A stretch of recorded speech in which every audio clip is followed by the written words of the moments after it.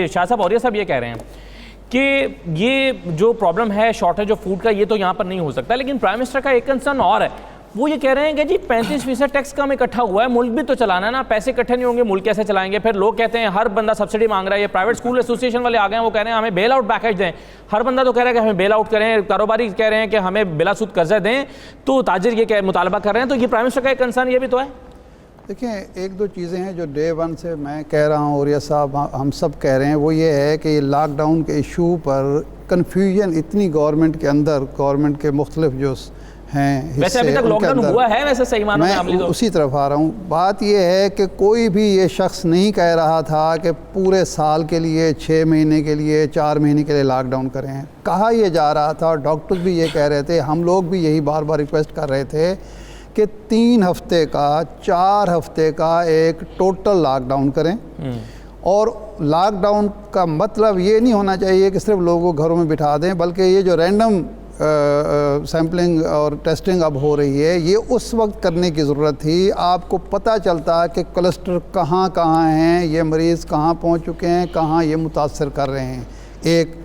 اس lock down کا دوسرا آپ کو فائدہ یہ ہوتا کہ اس عرصے میں آپ کو اندازہ ہوتا کہ کتنے لوگ ہیں جن کی ضرورتیں پوری کرنی ہیں ریاست نے یا معاشرے نے یا NGOs نے، وہ بھی اس دوران میں آپ کو کیلکولیشن کرنی چاہیے تھی، آئیڈینٹیفائی کرنا چاہیے تھا۔ اور تیسرا کام یہ کرنا تھا کہ آپ کو اس 4 ہفتے میں 3 ہفتے کے دوران آپ کو صحت کی سہولتیں اتنی بہتر کر دینی تھیں کہ اس کے بعد جب آپ لاک ڈاؤن کھولیں اور کوئی اس دوران جتنے پیشنٹ سامنے آ چکے ہوں ان کا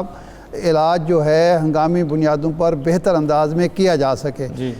پاکستان میں 3 دن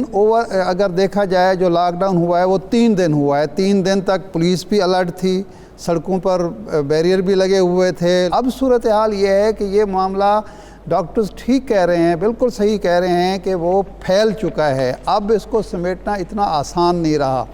لیکن پرابلم کیا ہے؟ پرابلم یہ ہے وزیر اعظم کا بھی اور ان کی ٹیم کا بھی کہ اس ملک کے اندر غربت کے نام پر، افلاس کے نام پر، غریب کے نام پر سیاست ہوتی ہے، ہمیشہ سے ہوتی چلی آ رہی ہے، اب بھی ہو رہی ہے کہ کوئی بھی حکمران جو ہے یہ بالکل بات نہ ماننے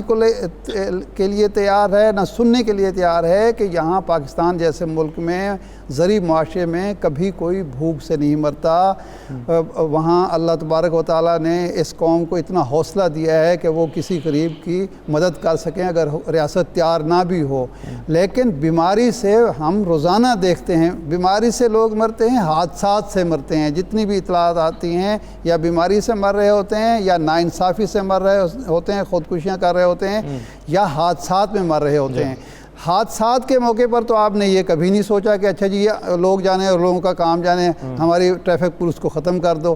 یہ جو بیماری ہے اس پر تو آپ نے کبھی نہیں سوچا جی لوگ خود ہی بیمار ہوتے ہیں، پانی گندا پیتے ہیں، اس کے لیے آپ کوشش کرتے ہیں۔ تو یہ جو ایشو ہے اس کو آپ نے عوام پر چھوڑ دیا ہے۔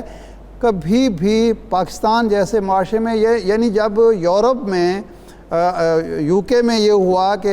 بورس جانسن نے اس کو سیریس نہیں لیا، عوام پر چھوڑنے کی کوشش کی تو عوام نے کوئی پابندی نہیں کی۔ یہی کچھ امریکہ میں ہوا ہے، لوگ گھومے پھرے، اٹلی میں بھی یہی غلطی ہوئی، وہ غلطی ہم دہرا رہے ہیں۔ اب جو خدشہ یہ ہے، خدا نہ کرے اللہ کا ہم پر رحم رہے، جو تعداد دیکھیں پچھلے ہفتے تک ہمارے جو کرٹیکل پیشنٹ تھے وہ ان کی تعداد 50-60 سے زیادہ نہیں ہوتی تھی۔ پچھلے ہفتے 50-60 ورنہ 30, 35, 20, 25 تھی۔ آج کے جو کرٹیکل لوگ ہیں ان کی تعداد 250 سے زیادہ ہے، اور 48 کا آپ نے فگر بتا دیا۔ یعنی مرنے والوں کی، شہید ہونے میں ان کی تعداد بڑھ رہی ہے، کرٹیکل جو پیشنٹ ہیں ان کی تعداد بڑھ رہی ہے، جو پازیٹیو پیشنٹ ہیں ان کی تعداد 1500 سے اوپر چلی گئی ہے۔ یعنی یہ صورتحال بہت بڑا خطرہ ہے۔ آپ کے خیال میں لاک ڈاؤن میں نرمی نہیں ہونی چاہیے؟ نہیں، لاک ڈاؤن چاہیے یہ تھا کہ رمضان سے پہلے یا اب بھی کم از کم 15 دن کا سخت لاک ڈاؤن کر کے یہ جو کام اب کہے جا رہے ہیں سیمپلنگ ہوتی، علاقے آئیڈینٹیفائی ہوتے، پھر وہاں جاری رہتا۔ لیکن یہ حکمت عملی جو بنائی گئی ہے یہ خطرناک ہے، افسوسناک ہے۔ اللہ کرے کہ ہماری عید اچھی گزرے، خوشگوار گزرے۔